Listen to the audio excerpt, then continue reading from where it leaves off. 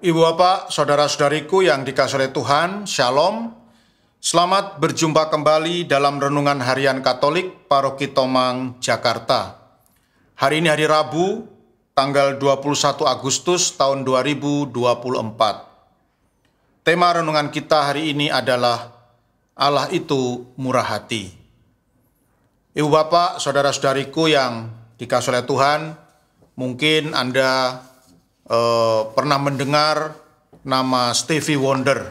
Stevie Wonder adalah seorang penyanyi sekaligus pianis yang sangat terkenal di Amerika. Ya, dia seorang warga negara Amerika Serikat dan dia sangat terkenal sebagai penyanyi yang lagu-lagunya sungguh sangat indah, lagu-lagunya sungguh sangat berkualitas, dan hebatnya dia bisa menyanyi sambil main piano. Jadi dia ketika dia sedang menyanyi, dia iringi sendiri penampilannya itu dengan permainan pianonya. Ya, intinya Stevie Wonder ini adalah seorang penyanyi yang sangat terkenal di Amerika Serikat, dan pernah dia menceritakan masa lalunya di sebuah acara talk show, ya, yang hostnya adalah juga seorang yang sangat terkenal, dan dia bercerita tentang masa lalunya bahwa ketika dia masih kecil dia sangat suka bermain sepak bola. Ya, dia sangat senang sekali bermain sepak bola dan dia bercita-cita bahwa nanti setelah dia dewasa dia ingin menjadi seorang pemain bola yang sangat terkenal. Tetapi sungguh malang, ya, tiba-tiba dia mengidap satu penyakit yang sangat berbahaya, ya, mengidap satu penyakit yang sangat berat, sehingga harus membuat Stevie Wonder ini kehilangan penglihatannya. Ya, jadi karena penyakit yang dia derita, akhirnya dia menjadi buta. Namun, ya, tentu saja karena Stevie Wonder ini akhirnya menjadi tunanetra, ya, tidak bisa melihat, maka ya dia pun tidak bisa melanjutkan cita-citanya menjadi seorang pemain sepak bola yang terkenal. Ya. Jadi dia terpaksa harus mengubur mimpinya untuk menjadi seorang pemain sepak bola karena dia kehilangan penglihatannya. Namun justru ketika Stevie Wonder ini, ya, dalam kesendiriannya, ketika dia kehilangan penglihatannya, tiba-tiba, ya, berkat bantuan orang lain, dia menemukan ada satu talenta yang besar, satu talenta yang luar biasa yang dia miliki, yaitu talenta untuk bermain musik, ya, khususnya piano. Dan kemudian dia mulai berlatih main piano dan juga berlatih vokal, ya. Dan akhirnya dia menemukan satu bakat yang luar biasa, yaitu bakat musik, ya. Menyanyi dengan bagus dan bermain piano dengan bagus pula. Dan akhirnya dia terus mengasah kemampuannya itu, dan akhirnya dia pun menjadi seorang penyanyi, seorang pianis yang sangat termasyhur, yang sangat terkenal di Amerika Serikat.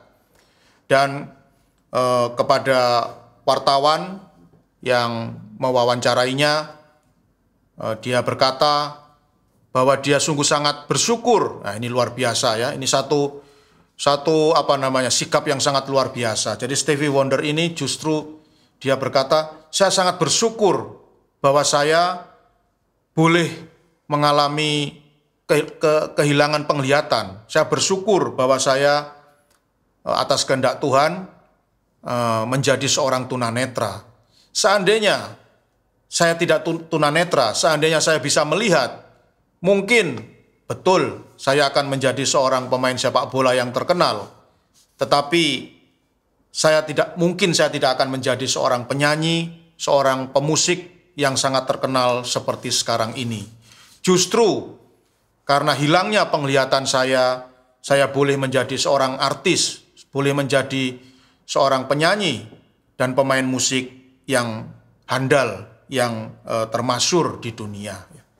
Nah, ini sikap yang luar biasa Bapak Ibu Saudara-saudari ya, dari seorang Stevie Wonder yang justru bersyukur karena kehilangan penglihatan ya. Karena dengan demikian dia memperoleh rahmat lain, rahmat yang tersembunyi yang disediakan oleh Tuhan.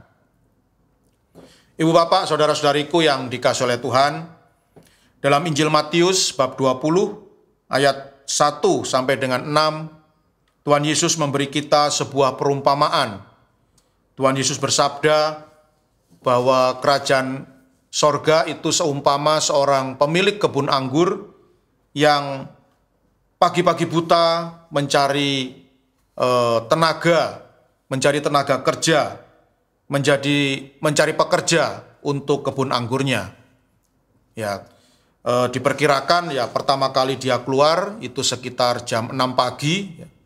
Kemudian jam 9 pagi dia keluar lagi, jam 12 siang dia keluar lagi, jam 3 sore dia keluar lagi, dan terakhir jam 5 sore dia keluar lagi untuk mencari pekerja untuk kebun anggurnya. Dan semua pekerja yang dia tawari pekerjaan sepakat bahwa upah mereka selama 1 hari itu 1 dinar. Ya. Nah, tentu mengapa para pekerja itu sepakat dengan honor atau upah 1 dinar itu? Karena memang upah 1 dinar itu di zaman Tuhan Yesus itu sangat cukup ya, cukup untuk memenuhi kebutuhan selama 1 hari. Ya, maka mereka pun semua sepakat ya ketika ditawari honor atau upah 1 dinar, ya mereka sepakat semua karena memang itu sangat mencukupi ya, sangat lumayan besar upah itu untuk hidup 1 hari. Nah, tetapi kemudian terjadi masalah ya ketika mereka yang bekerja sejak jam 6 pagi, jam 9 pagi, jam 12 siang, jam 3 sore tahu bahwa pekerja yang mulai bekerja jam 5 sore itu juga mendapat upah 1 dinar. Nah ini, jadi situasi yang awalnya itu nggak masalah ya, situasi yang awalnya itu biasa-biasa saja, nggak ada masalah, nggak ada problem, tiba-tiba menjadi problem besar. Ya karena orang tahu mengapa yang bekerja hanya 1 jam ya, jam 5 sore mulai bekerja, jam 6 sore sudah selesai, dapat 1 dinar. Sementara saya yang bekerja 12 jam, mulai jam 6 pagi, hanya 1 dinar. Yang bekerja 9 jam, mulai jam 9 pagi, juga 1 dinar. Yang bekerja mulai jam 12 siang, 6 jam bekerja juga 1 dinar. Yang bekerja mulai jam 3 sore, berarti bekerja selama 3 jam, juga mendapat 1 dinar. Nah ini tidak adil. Nah, maka mereka pun lalu protes kepada sang pemilik kebun anggur. Dan apa kata sang pemilik kebun anggur? Ya bukan berarti saya tidak adil, tetapi saya ini murah hati. Ya. Saya berhak. Ya. Jadi uang yang saya berikan itu adalah uang milik saya. Saya berhak memberikannya kepada siapa saja sesuka hati saya. Kan uang itu milik saya. Ya. Dan uang 1 dinar itu sekali lagi cukup. Ya. Entah bekerja 12 jam, 9 jam, 6 jam, 3 jam, 1 jam ya. 1 dinar itu cukup untuk kebutuhan 1 hari ya. Makanya mereka pun sepakat gitu ya. Maka permasalahannya itu bukan soal ketidakadilan, bukan soal upahnya itu sedikit, tetapi permasalahannya sebetulnya adalah sikap iri hati. Nah, itu karena sikap iri hati inilah kemudian terjadi keributan ya, terjadi persoalan yang besar di antara mereka ya, yang sebetulnya awalnya tidak ada masalah ya, tetapi menjadi masalah karena muncul rasa iri hati, sikap iri hati di hati para pekerja itu ya. Ibu bapak, saudara-saudariku yang dikasihi oleh Tuhan, orang Jawa itu punya satu filosofi, ya, satu kata kebijaksanaan, rejeki menungso kui dewe-dewe, ya. Jadi rejeki manusia itu sendiri-sendiri, ya. Artinya apa? Artinya bahwa rejeki manusia itu macam-macam bentuknya, ya, tidak sama. Rejeki itu tidak harus berupa uang, ya. Rejeki itu tidak harus berupa harta benda, ya. Tetapi rejeki itu bentuknya macam-macam. Ada orang, ya contohnya, ada orang yang hartanya banyak, ya, uangnya banyak. Tetapi karena terlalu sibuk bekerja, ya, jadi karena ya memang hartanya banyak, uangnya banyak, karena dia seorang pekerja keras. Tetapi karena begitu kerasnya dia bekerja, sampai-sampai dia tidak punya waktu untuk berinteraksi dengan keluarganya, ya. Dan bahkan juga karena terlalu sibuk bekerja, dia tidak punya waktu untuk berolahraga.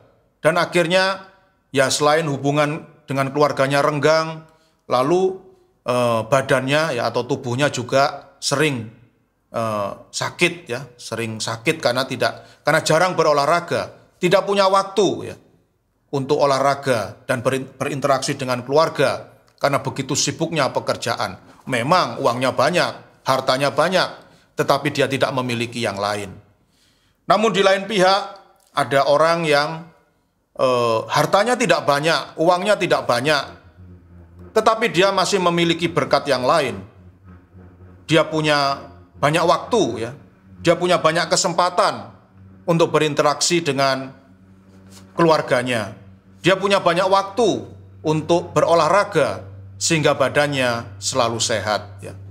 Jadi orang Jawa juga punya ada gium, ya, atau kata bijaksana bahwa kaya atau miskin itu sawang sinawang, ya. Jadi kita seringkali melihat orang itu hanya dari luarnya saja, ya. Jadi mobilnya bagus, rumahnya bagus, bajunya bagus, wah pasti orang itu berbahagia. Padahal belum tentu, ya. Atau kita juga sering berpikir, ya, wah ini orang ini bajunya jelek, ya.